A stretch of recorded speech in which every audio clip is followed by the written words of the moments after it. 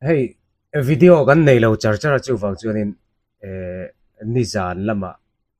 kamutna ka ngai tua chuak lol la video tan po ti chuang lovin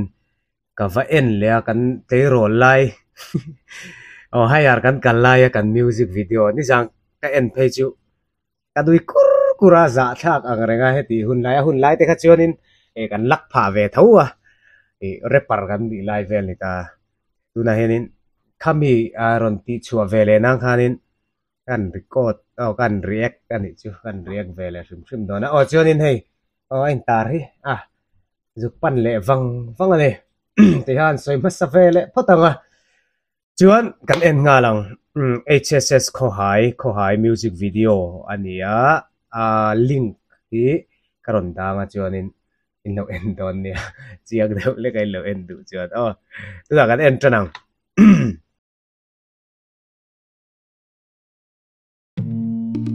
hai khopui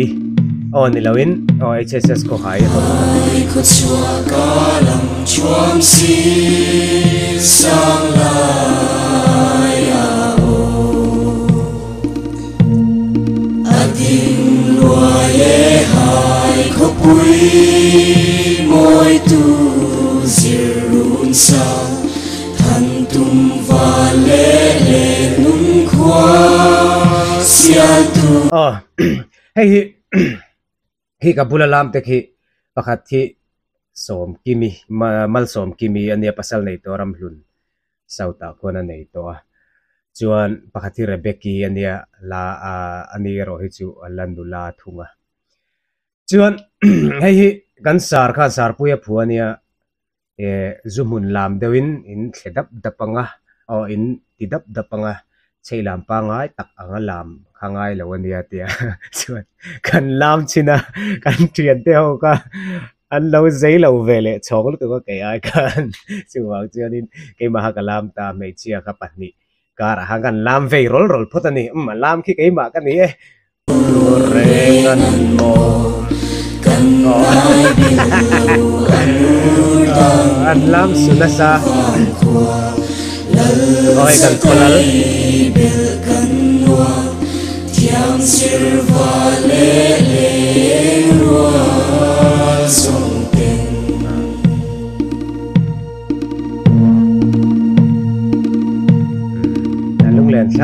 alung len thak ve khop mai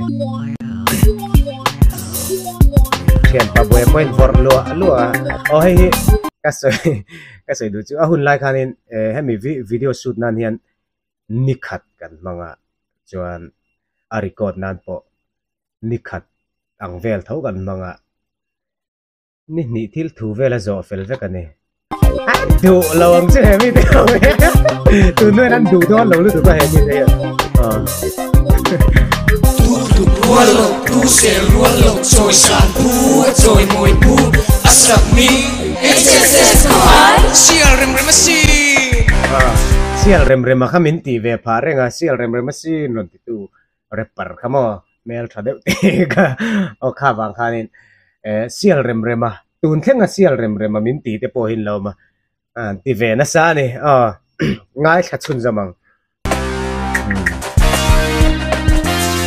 cái ahun la ka chân nal khanin ti ve lu tu ka ni mo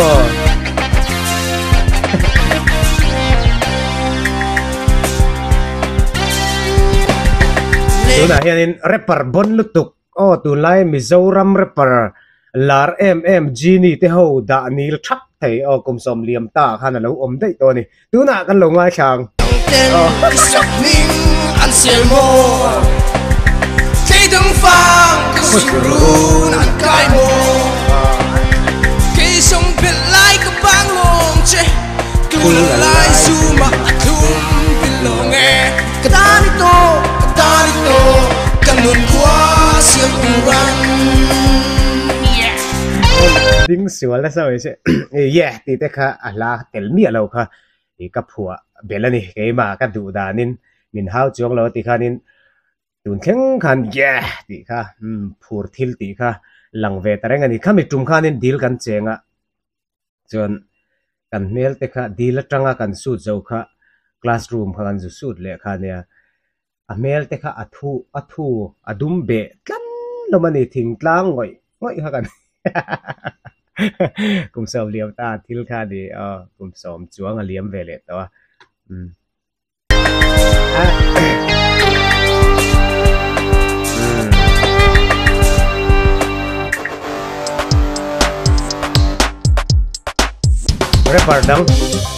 Hey friends, listen to words came out from my mouth. Check it out.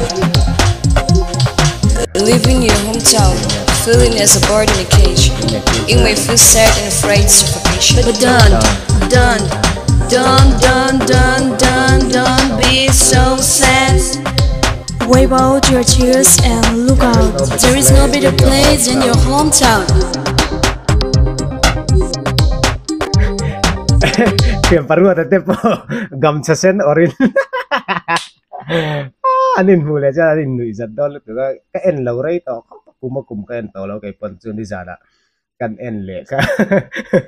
lung len thak bok sia nui zat thak bok sia hun lai chu nin kan lak pha ve ne ke di minam te tu te ha dam ve pha nge ni mo kum so malam liam ta kha ne ngai sa sun zap la Living with your homies is he pa hi kaka zenania ki ala chair ve khop mai tu na chuanin apur pum to ni riat pui po pasal nei to nu pui pasal nei nom nual mai kaka zenero hi chulat langwal passing. The stars is gonna shine upon what you believe in. Your dreams are gonna come true. Your life's gonna change true. No more bad days, no more sad ways, no more mistakes. It's gonna be alright, alright, alright, alright, alright. Khati lai ha chuanin no pang te pohen alright anti trin alright kha alright ti kha alar ve thelu tu local channel hani an pet chuak ve thin bok ne kha ni alright ti kha alar ve lu tu ka ni mo no pang te kha kang na pia han milo soi min lo chai ve thina anuam ve lu tu ka ni khati lai te khan sang ni le som exact nge ka ha chiang ta chi alo he mi chuak kha chu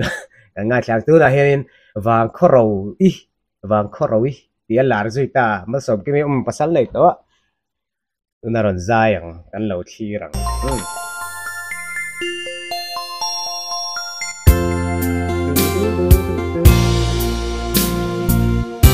lung len thak khop mai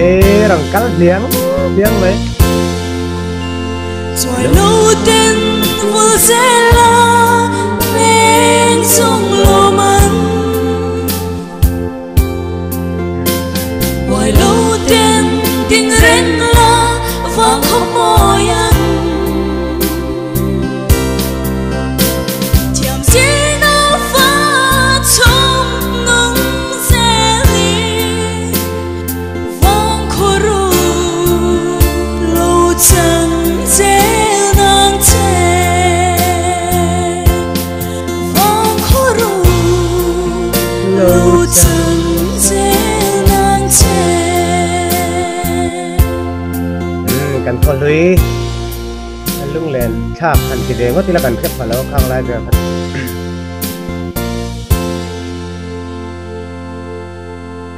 atop ta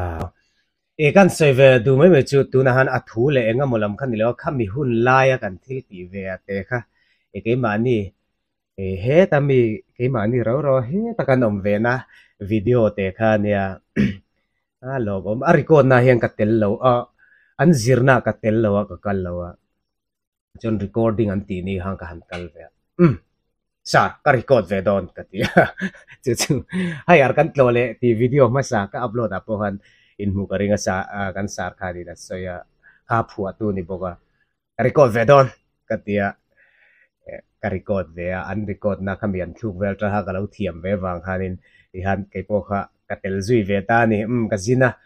khopui deu ka pa pian naram tlang moya ka pa pian na muna ka zuzina chitrang ka ho khan ti hat ka tel ve ta lang nem ha han ni ta alung len thla ka la thu te kha tha ve na ve an na po ni len la thu ka tha alung len thla ke ma ni tun thleng hian hei ala hlu em ani khati lai khan